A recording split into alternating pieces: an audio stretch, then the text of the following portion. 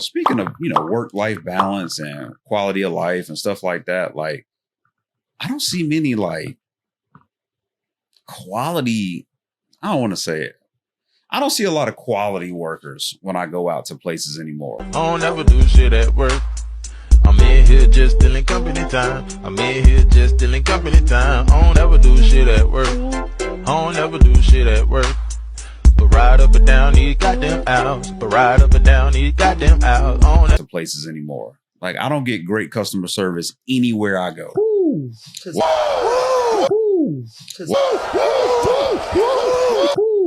Walmart, Target, fast food, Olive Garden, like big chain restaurant. Like, it doesn't matter where I go. People are burned out.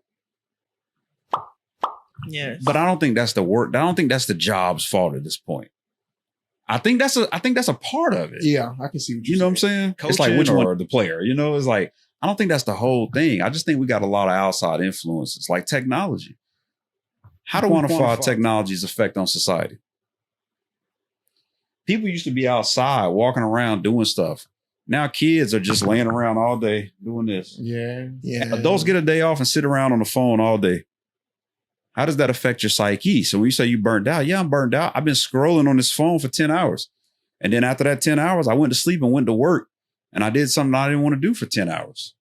So we don't want to blame it 100% on the job, because everybody's not burnt out. But yeah, I think it's like a mix, because a lot of people are not doing what they want to do anyway. They wouldn't even if they had the chance. They're working a job because it pays their bills. Correct. And honestly, there's a huge problem with that, because I understand sometimes people get jobs out of necessity. It's always a necessity to make money. But at the same time, like, where do we say find something that piques your interest instead of taking it out on us, the consumers? Because I hate being that person that says, if you don't like it here, go find something better. But at the same time, if I go to your establishment and every single time I'm getting side eyes and huffs and puffs, it's really going to be a problem for me to like want to continue to give you my money. The problem is the businesses in place have such a competitive advantage that nobody wants to compete. So like, even if you don't like the customer service at a Target or a Walmart, where do you go and place it at and still get the same benefit from a price standpoint?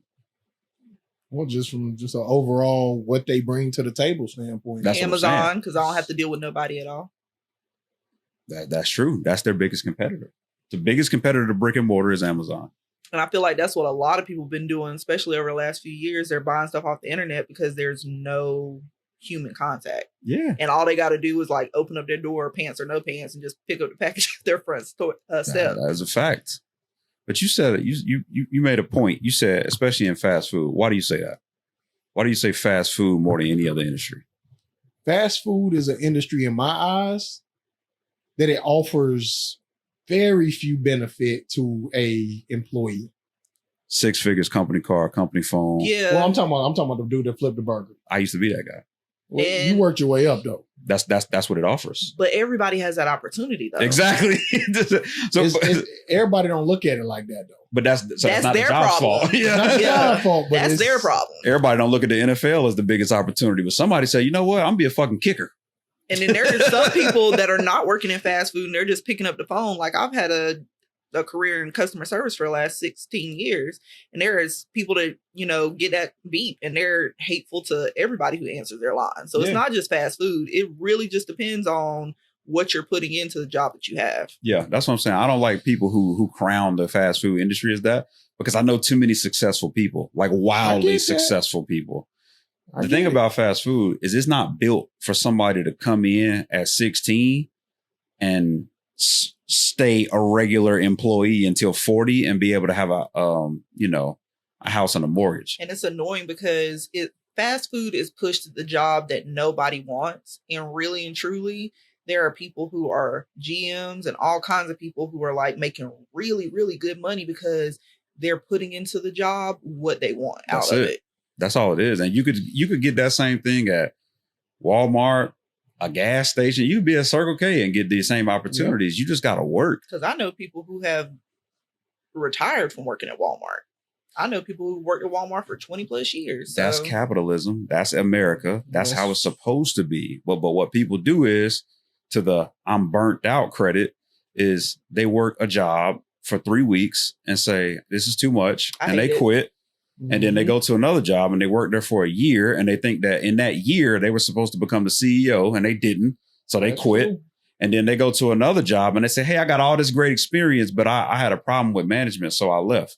No, you were a problem. You're Monique. You are the common denominator. Yeah, exactly. And so they keep quitting and quitting and quitting. And now they're 40.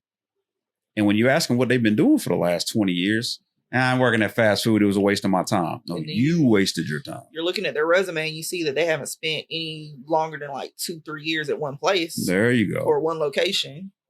That's a lot of people. Yeah. And to them people, go to CDL. Go lay some concrete. but they ain't want to do that either. Say you got to do something. We deal with a vendor, McLean Food. Woo. I ain't even gonna go there. Just know I know. Yeah. Just know I know. Shout them out, man. I ain't even gonna go there. Matter of fact, edit it out, D. That might be too close for my HR department. Yeah. Take out McLean Foods. My HR don't care about that. I ain't working for McLean. I can't do it. Yeah, that pisses me off. But yeah, I hate the whole fast food rap. It's near and dear to me. And like, I've just seen people be wildly successful. Like, I personally know people who make $250,000 a year, like people don't $500,000 a year. Like, the service industry, while dealing with the general public sucks, there's so much money to be made. And especially like, they bring in money. It's just a business. Because everybody wants to eat. Everybody wants to eat. Yeah. So I don't know. What's the difference between working at McDonald's and working at Olive Garden? Nothing. Like, if you stay a waitress at Olive Garden, your income is going to be capped. Of course, it's not a steady salary, but it's going to be capped. If you work at McDonald's, your salary is going to be capped, but they both have growth potential. And plenty of it. Or if you work for Spectrum. Yeah. But there's going to be somebody that comes in that door. For every 15, 20 people that come in that door, there's going to be one person that says, I don't want to fry fries forever. I don't want to flip burgers forever. There you go. I want to be a manager. I want to be a shift lead. Yeah. And like any business, if you go in the door and you help people make the business better, then there's financial incentive for that. If you can edit our videos, there's financial incentive for that. We'll pay you for that. There you go. We got an editor. If you can spice it up even more, guess what? We'll pay you too. Like, there's financial incentives to do work to improve businesses. That's what employment is. I don't care what company there are some shitty companies out there. Don't get me wrong. But that there is. There is. Anyways. But pretty much everything is streamlined. Let's talk about Bath and Body Works. I'm joking. I got nothing on Bath and Body Works. I was about to say, what they got a sale going on or something? No. I do see people selling them candles though. The reselling. People be buying them candles. They be buying them candles when they go on sale in October or whenever it is. I knew somebody who had a great side hustle around Christmas time. Especially those last minute Christmas shoppers. Oh, they were making a killing off them candles. I bought 10 of them 3-wick candles from y'all today. Y'all selling them for less than $15. Hey, resellers, man. Y'all can America's be the goat. backbone. Yeah, y'all are the goats right now. We appreciate y'all.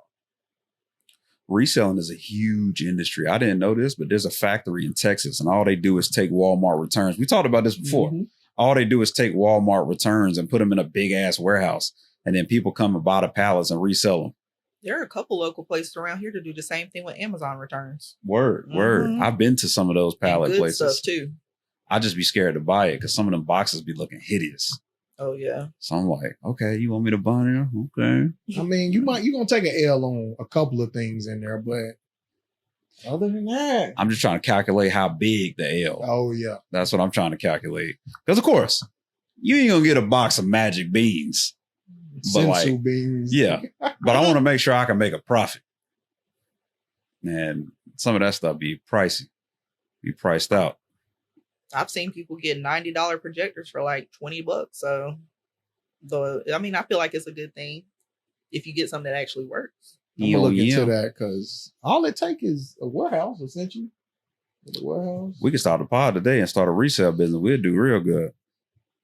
I know people that do simple. I'm talking about reselling. Go from simplistic to that. That's probably actually pretty genius that idea them companies had. But I'm talking about going to Walmart, buying stuff on sale and reselling it in the parking lot. Dog. I did that before. Yeah. I did it on Black Friday. They had these Tupperware sets and they was going around slashing prices. It was like a 20-piece Tupperware set. And they marked them joints down from $20 a set to $8 a set to $1. Those are good gifts too. I went and got another buggy and filled them joints up with Tupperware sets. And when I got home in the parking lot, we resold them immediately. Everybody was like, "Oh, how many of those you got?" I'm like, "Shit, I'm telling you, you want a lot of them." And then I gave them away for Christmas too. I done seen Walmart have like this type of sweatsuits. They'll mark them shit down like $8. There you go. Listen, but Walmart, you go resell them for, of course, $50. $50, yeah. And think about it, like they probably got it from their manufacturer for what? Dirt cheap. $3 a set, if that.